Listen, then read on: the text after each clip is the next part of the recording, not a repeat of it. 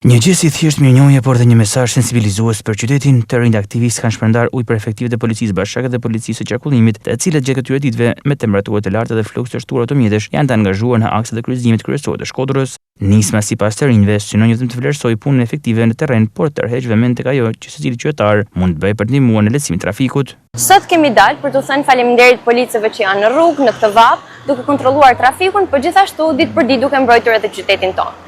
Është një gest i vogël nga ana jon, por gjithashtu edhe një shembull se si edhe ne si rini mund t'japim kontributin ton. Ne sot kemi dhënë me dhënë një mesazh që tonë qytetarët e Shkodrës me shmang trafikun, që të përdorin bicikleta, me ecën ka, me përdor gjithashtu transportin publik, sepse më pak makina do të thotë më pak trafik, më pak makina do të thotë më pak ndotje për qytetin e Shkodrës. Apelit të rinjve i bashkuan dhe vetë qytetarët, ata kërkojnë që veçanërisht për distance shkurtra të reduktohet përdorimi i automjeteve dhe të zgjidhet më shpesh bicikleta, një mjet tradicional i lëvizjes së Shkodër.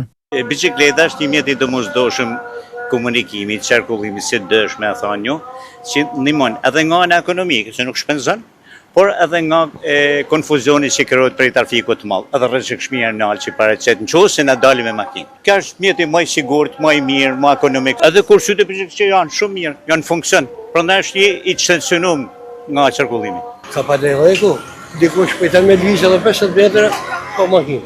Po tjetër me bicikletë me eliminu makinën, se të mos të jesh në pish pikut që është.